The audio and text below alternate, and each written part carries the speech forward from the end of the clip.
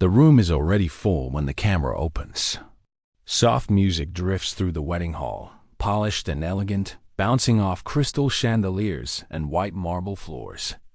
Guests sit in neat rows, dressed in tailored suits and flowing gowns, everything perfectly arranged for a flawless celebration.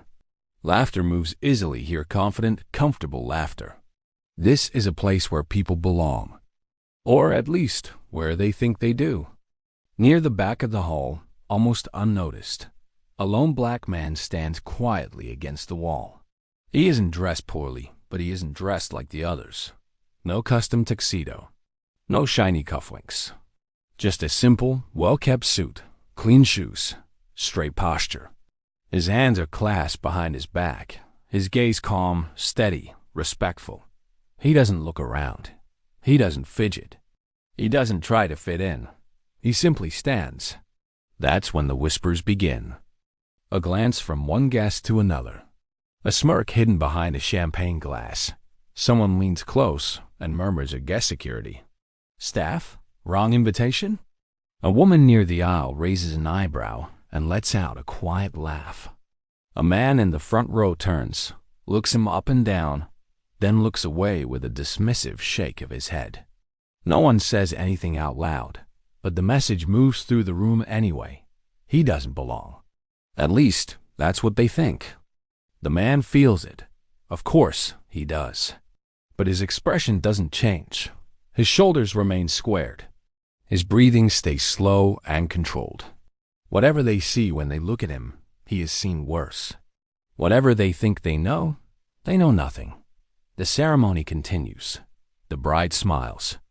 The officiant speaks. Applause rises and falls in perfect rhythm. And still, the man remains at the back silent, composed, almost invisible.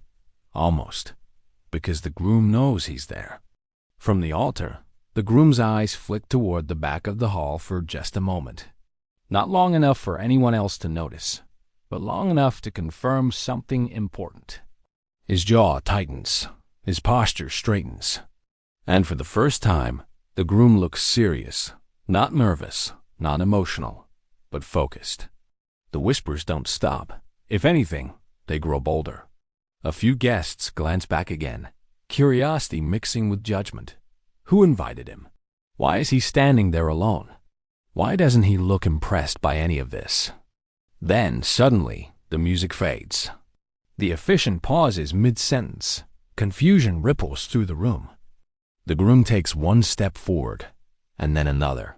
The hall begins to quiet, not because it's planned, but because something feels different. Conversations trail off. Smiles fade. Every eye shifts toward the groom as he turns his full body away from the altar and faces the back of the room. Faces tighten. Hearts pause. The groom's voice cuts through the silence clear, firm, commanding. Not the voice of a man at his wedding, but the voice of someone used to being obeyed. When the groom stepped forward, the narrator says softly, the entire room went silent. What happens next will freeze every person in that hall. Because in a matter of seconds, one command and one salute will expose how wrong they all were. The wedding is the kind people talk about for years. A historic venue overlooking manicured gardens, stone columns rising high beneath soft golden light. Every detail speaks of money and tradition-imported flowers, hand-lettered place cards, polished silverware arranged with precision. This isn't just a celebration of love. It's a display of legacy. The families involved are well-known, well-connected, and very aware of who belongs in their circle. Guests arrive with practiced confidence. Old friends greet each other with measured smiles. Business partners exchange handshakes that last a second too long, just enough to signal importance. There is an unspoken order to everything: who sits closest to the aisle, who stands near the front, who is acknowledged, and who is merely tolerated. No one explains the hierarchy. Everyone simply knows it. Scattered among the tailored suits and elegant gowns are subtle hints of something else. A small pin on a lapel, a ribbon folded just so. A handful of men standing straighter than the rest, hair cut short, movements controlled. Military presence, quiet, respectful, and unmistakable to those who recognize it. This wedding isn't only about family ties. It's connected to service, duty, and honor. And then there's the man at the back. In the eyes of the room, he doesn't fit. He isn't part of the visible power structure. He isn't laughing loudly or making introductions. He isn't positioned near anyone important. He stands alone, calm and composed, his posture straight without being stiff, his expression neutral without being cold. He watches the ceremony not as entertainment, but with attention, like someone who understands what discipline looks like when it's dressed up as celebration. To the guest, though, he's an anomaly. People scan him the way they scan a room for errors. Their minds rush to conclusions because that's easier than asking questions. His suit is simple, his presence quiet, his confidence understated. And in a place where status is usually announced loudly, that kind of restraint is misunderstood as insignificance. No one asks who he is. They decide. A few guests assume he's there out of obligation. Others think he must be connected to staff or security. Some wonder if he was invited out of courtesy or by mistake. Their judgments are quick, effortless, and wrong.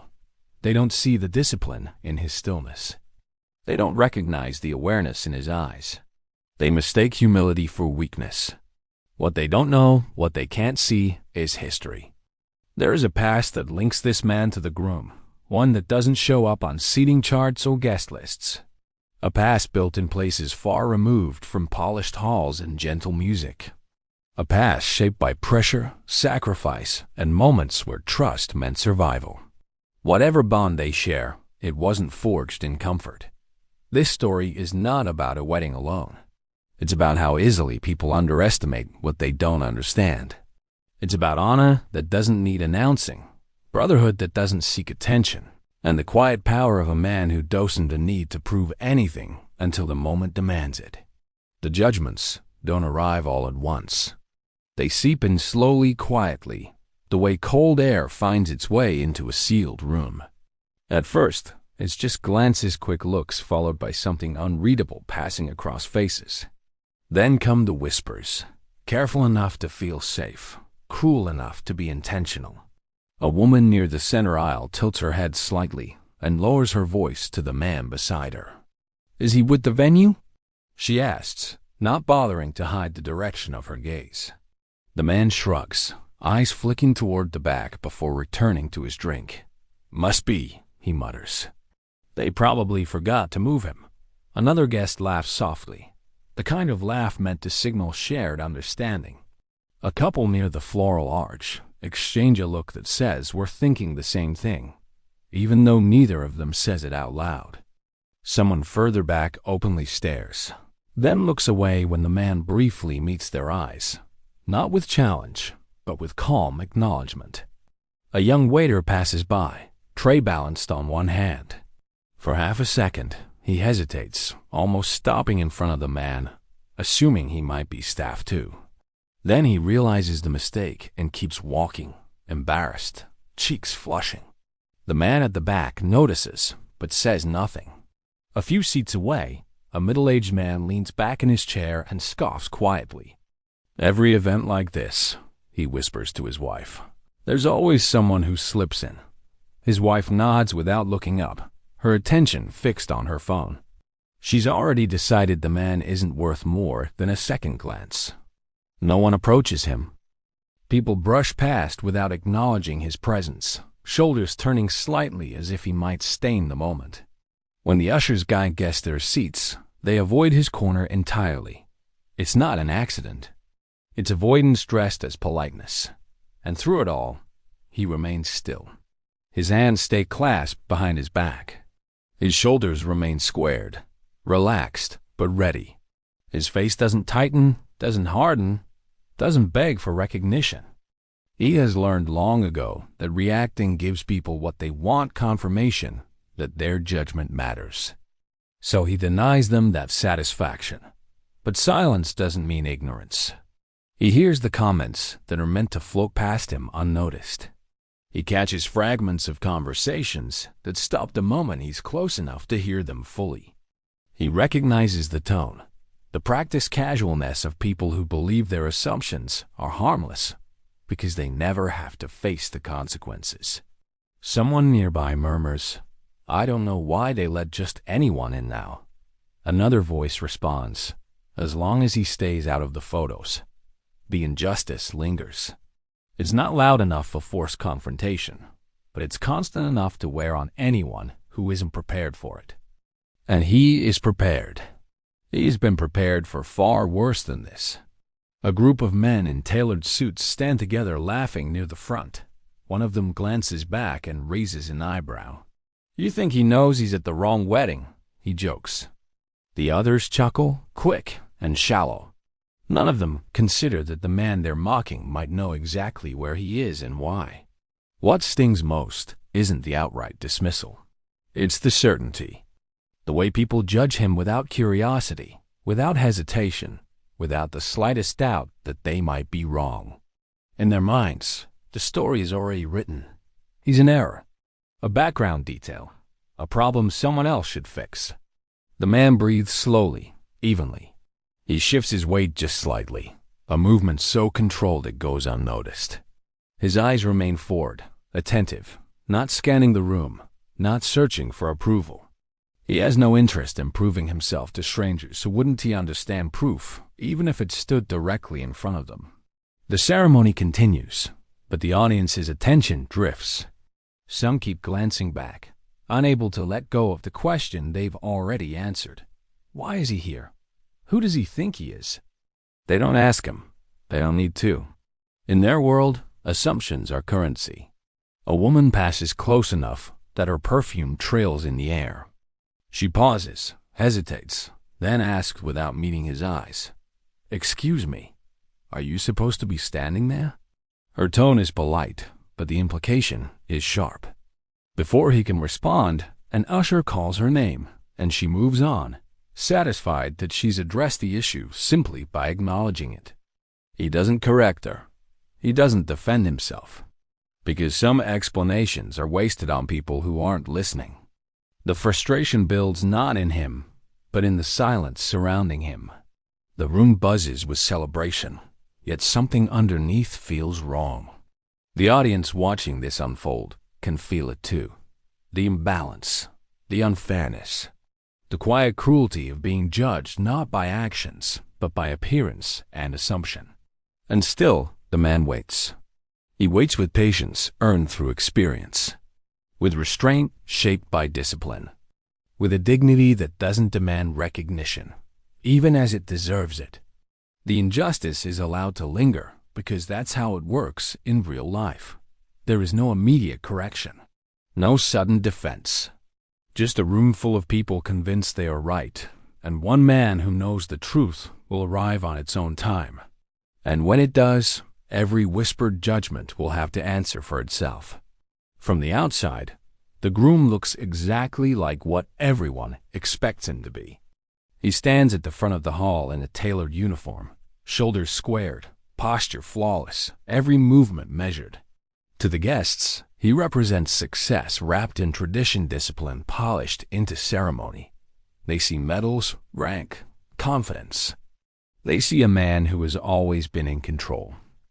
But that version of him is incomplete. Long before the wedding, before the invitations and the flowers and the carefully chosen guest list, his life was shaped in places where nothing was elegant and nothing was guaranteed. He learned discipline not from etiquette, but from necessity. Leadership not from privilege, but from responsibility. In those environments, mistakes weren't embarrassing. They were fatal. He wasn't born into comfort. He earned his place step by step, decision by decision, often under pressure most people would never experience. Training stripped away ego fast. It replaced it with routine, accountability, and the understanding that leadership wasn't about being seen. It was about being trusted when everything went wrong. There were nights when sleep came in fragments, days when exhaustion blurred the line between thought and instinct, moments where fear wasn't dramatic or loud, but quiet and heavy, pressing down until it forced clarity. Those were the moments that defined him, not speeches, not ceremonies, survival. Somewhere in that past one chapter the Groom rarely speaks about, there was a moment when everything nearly ended. It wasn't heroic in the way movies make it look. It was chaos, confusion, noise that drowned out reason, orders overlapping, plans unraveling. A situation that went from controlled to desperate in seconds. In that moment, rank mattered less than reaction. Titles meant nothing compared to trust. And that was when someone stepped in. Not loudly, not for recognition, just decisively. Someone moved when hesitation would have killed them both. Someone saw what the Groom didn't.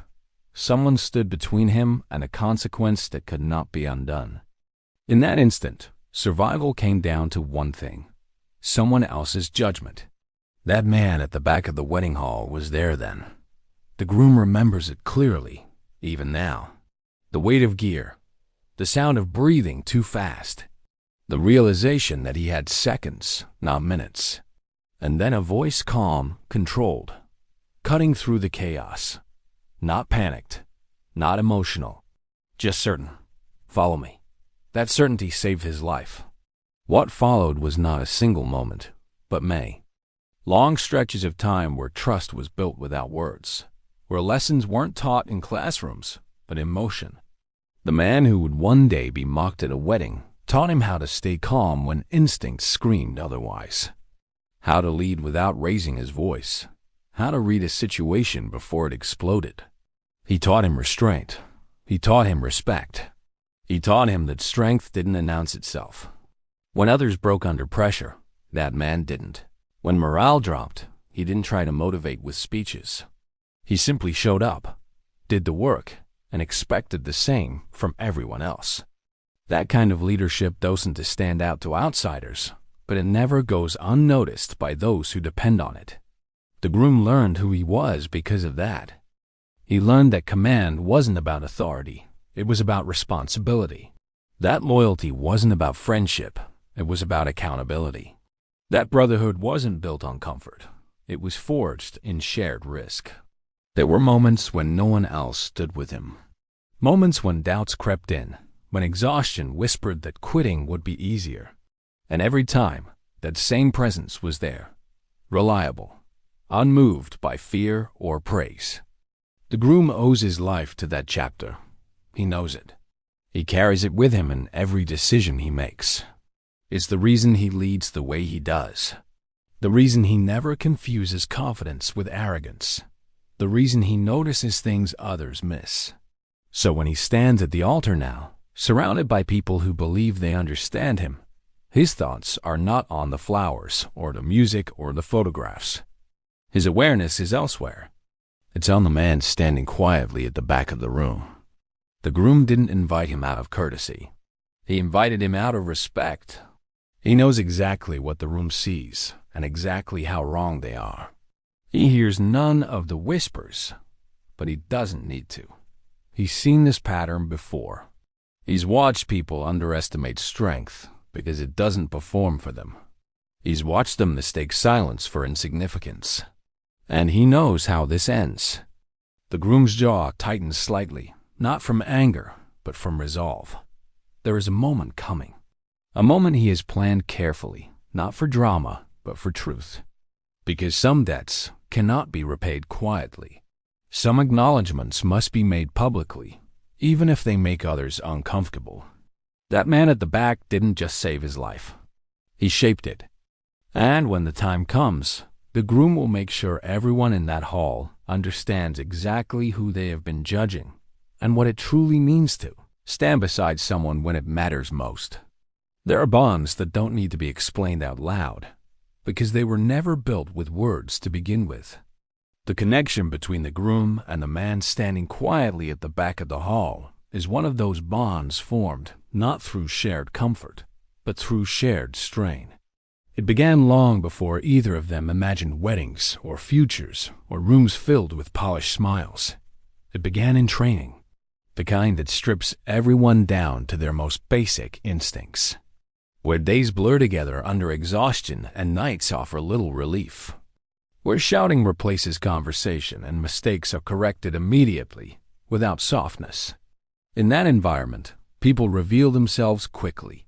Some talk big and disappear under pressure. Others say little and endure. The man everyone is mocking now was one of the quiet ones. He didn't stand out at first glance. He didn't try to impress instructors or assert dominance over others. He listened. He watched. He learned the rhythm of stress and how to move through it without wasting energy. When others panicked, he slowed down. When others rushed, he waited half a second longer, and that half second made all the difference. The groom noticed him early, though not for the reasons most people notice anyone. He noticed consistency, reliability, the way this man showed up the same way every time, regardless of fatigue or frustration. There was no performance, no ego attached to his actions, just competence. As training intensified, trust began to form, not because they spoke about it, but because it became unavoidable. They were paired together more often, placed in scenarios where hesitation meant failure. Each time, the outcome was the same. They adapted. They covered for each other. They moved as if they understood the same unspoken rules. Trust doesn't announce itself. It accumulates. Then came the missions, real ones. The kind where preparation collides with unpredictability, where plans dissolve the moment reality intervenes. In those moments, titles fade. Rank matters less than judgment. And judgment matters more than anything. There were nights when visibility dropped to almost nothing, when sound carried too far and silence became a risk of its own. In those moments, communication was reduced to hand signals, nods, brief eye contact. And again, the groom found himself looking to the same person for confirmation. A glance, a pause, a subtle shift in movement. Enough. There were moments when retreat was the smart choice, even if pride resisted it. Moments when holding position cost too much. Moments when someone had to make a call without waiting for approval. The man at the back of the hall made those calls, not impulsively, but decisively. He weighed risks faster than most people could name them. And the groom followed. Not because he was told to, but because he trusted the outcome more than his own instincts. That kind of trust is never blind. It's earned in increments. Through small decisions that prove correct. Through consistency under pressure. Through the absence of excuses when things go wrong. There were sacrifices too. Not dramatic ones that look impressive in stories, but quiet ones that rarely get acknowledged. Staying awake when others rested. Taking the harder position. Choosing responsibility over comfort, again and again, without complaint. At one point in another memory, the groom carries carefully. Things went wrong in a way no one planned for. Not catastrophically at first, just enough to feel it slipping. Communication faltered. Movement slowed. The margin for error narrowed until it nearly disappeared. That was when loyalty stopped being an idea and became action. The man stood his ground when it would have been easier to move. He took on risks so others wouldn't have to. He trusted that the groom would do his part, even without confirmation. And the groom did. They didn't speak about it afterward. They didn't need to. From that point on, something solidified between them. Not friendship in the casual sense. Not camaraderie built on shared jokes or downtime. This was something heavier. Something quieter. A mutual understanding that each would act in the best interest of the other without hesitation or explanation. That understanding followed them everywhere. Even when their paths eventually diverged, assignments changing, responsibilities shifting, the bond remained intact. They didn't keep in constant contact. They didn't need reassurance. They both knew what had been built, and they trusted it to last without maintenance. That's why, years later, the groom didn't need to explain the invitation. He didn't need to justify it to anyone. The man at the back of the wedding hall didn't come as a guest in the traditional sense. He came as a witness to a life that continued because of decisions made under pressure, to a future that existed because someone else chose loyalty over safety. The audience watching this story can feel it now, even if the room cannot. The connection is too deep to be coincidence, too steady to be casual. Whatever history these two men share, it reaches far beyond surface familiarity. This isn't about favors or obligation. It's about respect that survived circumstances meant to break it. And as the ceremony continues, as whispers still circulate and judgments remain unchallenged, the truth stays hidden just beneath the surface, waiting for the moment when silence will no longer be enough, and recognition will finally take its rightful place. The ceremony moves forward, but the rhythm has changed. What was once smooth and predictable now feels tight, restrained, as if the room itself is holding its breath. The officiant's words continue, careful and ceremonial, yet fewer people are truly listening. Attention drifts. Eyes wander. Something subtle has shifted, and no one can quite name it. Programs are folded and unfolded. Glasses are set down without being lifted again. A few guests glance at their watches, not out of boredom, but uncertainty. The moment everyone expects, the exchange of vows, the applause, the release of emotion feels delayed, suspended just beyond reach. Then the officiant pauses. It's brief, just long enough to be noticeable. A natural pause, perhaps, but one that lingers a second too long. The groom doesn't move right away. He stands still, hands at his sides, gaze fixed forward. His expression isn't nervous. It isn't emotional. It's focused, deliberate. Those closest to him notice first. The best man shifts his weight slightly. A bridesmaid blinks, confused. Someone in the front row leans forward, expecting the next line, the next cue. It doesn't come. Instead, the groom exhales slowly, as if grounding himself. And then he turns, not casually, not distractedly. He turns with intention, pivoting his entire body away from the altar. The movement cuts through the room like a signal flare. Heads lift. Conversations that weren't even happening yet somehow stop. Every eye follows his line of sight. He's looking toward the back of the hall, straight at the man everyone has been whispering about. The shift is immediate. A ripple of unease moves through the guests like a quiet wave. People exchange looks, unsure whether they've misread the situation. A few straighten in their seats. Others sit back, suddenly aware of their posture, their expressions, the things they've said moments earlier. Why is he looking there? The man at the back notices instantly. Of course he does. He has been aware of the groom's presence since the moment the ceremony began. He doesn't react dramatically. He doesn't stiffen. He simply meets the groom's gaze, calm and steady, as if this moment has been expected all along. For a second, nothing else exists. The bride turns slightly, following the direction of her husband's attention, her brows knit together in mild confusion. She looks at the man near the back, then back at the groom, silently asking a question she doesn't voice. The officiant clears his throat, uncertain. This isn't in the program. A low murmur stirs among the guests. It's not laughter now, not curiosity. It's tension. The kind that makes people aware of their own breathing. The kind that makes them sit up straighter without knowing why. Someone whispers, "What's going on?" Another replies, "Is he okay?" A third voice, quieter, sharper, "Who is that man?" The groom takes a single step forward, then stops. His shoulders square. His expression hardens not with anger, but with resolve. The ease he carried earlier is gone, replaced by something more familiar to him than wedding nerves. Authority. The room feels it, even if they don't understand it. The men with military bearing notice immediately. A few of them straighten unconsciously, recognizing the posture, the stillness, the readiness.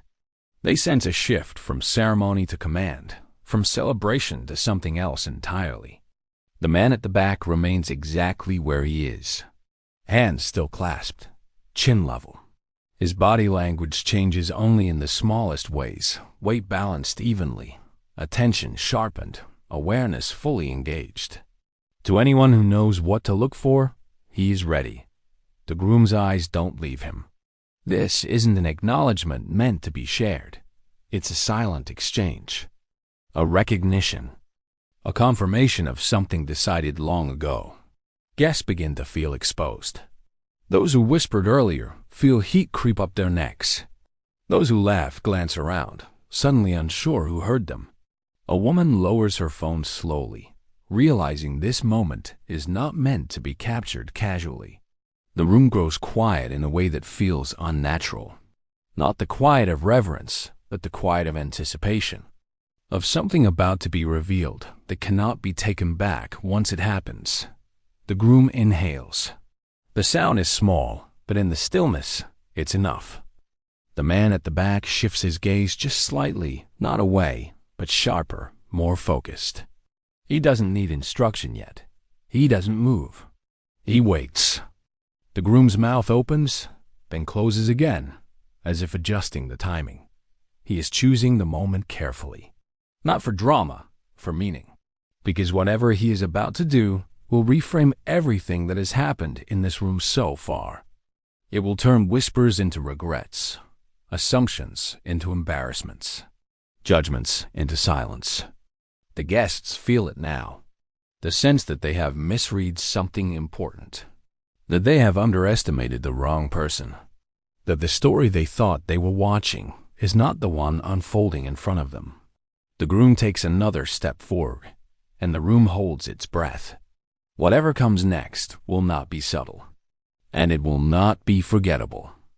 The silence stretches just long enough to become uncomfortable.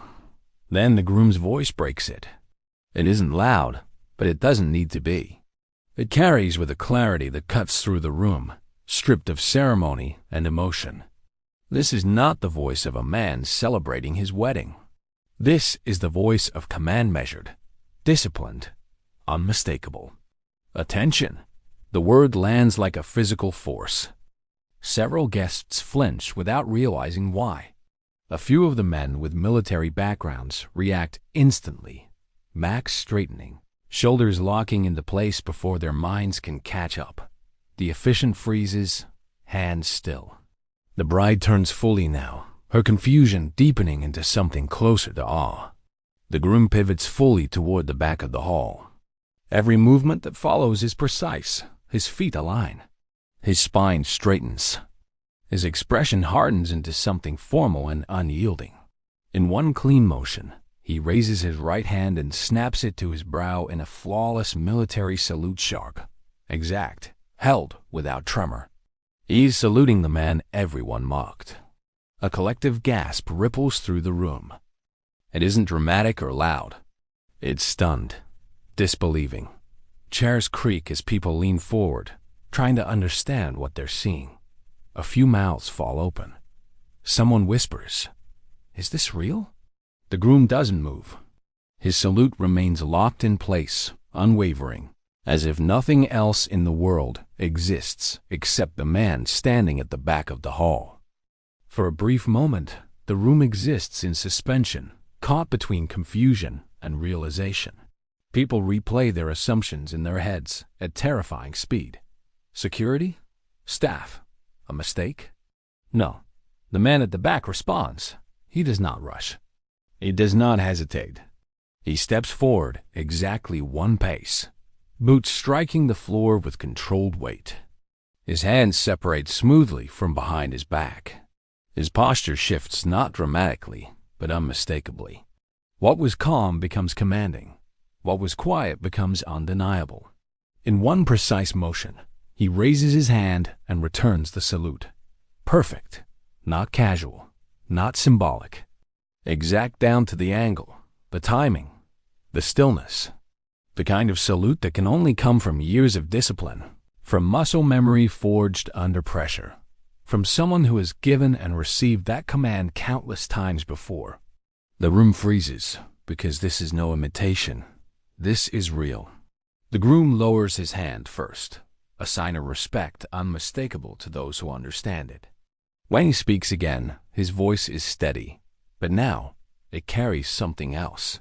Reverence. "Ladies and gentlemen," he says, turning just enough for his words to carry to every corner of the hall. "The man you've been whispering about is not lost. He is not staff. And he is not here by mistake." Every eye locks onto the man at the back. "This," the groom continues, "is the officer who led my unit through situations most of us would never survive. The man who trained me when I wasn't ready, who corrected me when I was wrong, who stood beside me when retreat wasn't an option." A murmur breaks out, quickly silenced by the weight of his words. "He is a senior non-commissioned officer," the groom says, his voice firm. "A decorated leader. And the reason I am standing here today." The air feels heavier now. Faces drain of color. Smirks vanish. The woman who laughed earlier stares at the floor. The man who joked shifts uncomfortably, suddenly very aware of how quiet the room has become. The groom turns fully back to the man. "I would not be alive," he says plainly, "if not for him." The simplicity of the statement lands harder than anything dramatic ever could. The man at the back does not smile. He does not bask in the attention. He stands at ease, eyes forward, expression composed. Recognition does not change him, because he never needed it to begin with. The groom nods once, a gesture loaded with meaning. "This salute," he says to the room, "is not for show. It is not tradition. It is acknowledgement." He pauses, letting the truth sink in. "In my world, you salute rank," he continues, "but you honor leadership." Silence answers him. The audience, the guests, the watchers of this story can feel the shift now. Every judgment made earlier has nowhere to hide. Every assumption echoes back, exposed and small. The man everyone dismissed stands revealed not as an outsider, but as the highest form of insider, someone forged in responsibility, proven under pressure, respected by those who understand what respect truly costs. The groom steps closer to him, lowering his voice just enough to feel personal. "Sir," he says with quiet gravity, "thank you for having my back when it mattered." The man nods once in return. No speech, no explanation, because none is needed. The room does not applaud. It cannot. The moment is too heavy for that. People sit in stunned stillness, absorbing the truth they missed entirely. In a single command and a single salute, everything has changed. Status has been inverted, judgment exposed, honor clarified. And every person in that hall now understands the cost of underestimating someone who never needed their approval to begin with. The silence that follows is unlike anything the room has known all evening. It isn't awkward. It isn't confused. It is heavy, settling into every corner of the hall, pressing gently but firmly against every person seated there. No one rushes to fill it. No one dares to speak. The truth has arrived, and it has changed the air itself. Faces that once carried confidence now carry something else. Shame, quiet, and undeniable. Guests who whispered earlier suddenly find the floor fascinating. Smiles that were worn so easily have vanished. The laughter that once floated through the room feels distant now, inappropriate in hindsight. A few people glance back at the man they dismissed, really look at him for the first time. They notice things they overlooked before. The steadiness in his stance, the restraint in his movements, the absence of triumph on his face. He isn't enjoying this moment. He never needed it. That realization stings. A woman who once laughed behind her hand swallows hard, her cheeks warm with embarrassment. A man who made a joke shifts in his seat, replaying his words over and over, wishing desperately he could pull them back. Others sit frozen, recognizing themselves in the collective failure of the room. Awe replaces arrogance. Not the loud, celebratory kind, but the quiet awe that comes when illusions collapse. When people realize they were wrong, not just about a person, but about how they decide who deserves respect. The bride looks at the man now with new eyes. So do the families.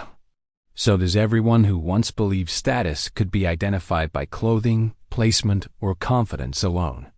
The hierarchy they trusted has dissolved in seconds, replaced by something far less comfortable: truth. And the man at the center of it all remains unchanged. He does not speak. He does not correct anyone. He does not seek apologies. His dignity was never dependent on their approval, and it doesn't grow with their regret. He stands exactly as he always has, composed, grounded, complete. That, more than anything, is what lingers. The ceremony resumes eventually. It has to. The officiant finds his place again. The vows are completed. Applause returns, softer now, more thoughtful. But the celebration feels different. It's been marked. Everyone knows it. Something important has happened here. Perceptions have shifted instantly, violently, and permanently. People who believed they were good judges of character are no longer so sure. People who thought respect was automatic for those at the top now understand how fragile that belief really is. Because respect, as this moment has made painfully clear, is not owed to wealth, appearance, or position in a room. It is earned. Earned in moments no one sees. In choices made under pressure. In loyalty that costs something. In sacrifice that never makes it into polite conversation. The story lingers long after the guests leave. Long after the music fades and the lights dim. It lingers because it forces a question that can't be ignored. How often do we do this? How often do we decide who someone is before we know anything about them? How often do we confuse quiet with weakness, humility with insignificance, simplicity with failure? How many times have we looked past someone because they didn't announce themselves the way we expected? And how many times were we wrong? This story isn't really about a wedding. It's about a reflex we all have, the instinct to measure people by surface signals and call it judgment. It's about the danger of that instinct. Because the people who carry the most weight often carry it silently. The groom understood that. He learned it the hard way, in places where mistakes couldn't be laughed off and assumptions got people hurt. He knew that the man he honored didn't need recognition, but deserved it. And when the moment came, he chose to correct the room. Not with anger, not with humiliation, but with honor. That is the lesson that stays. Honor recognizes character, even when it's invisible to others. Brotherhood doesn't require explanation. Respect doesn't demand attention. It commands it when the truth finally surfaces. If this story made you uncomfortable, that's not a flaw. That's the point. Because growth begins where certainty ends. So take a moment, reflect. Think about the last time you made an assumption about someone you didn't know. About the last time you dismissed a person because they didn't fit your expectations. Then ask yourself, what might you have missed? If this story resonated with you, share your thoughts. Tell us what stood out. Tell us about a moment when you realized you were wrong about someone, or when someone was wrong about you. Because stories like this matter only if they change how we see the people standing quietly at the back of the room.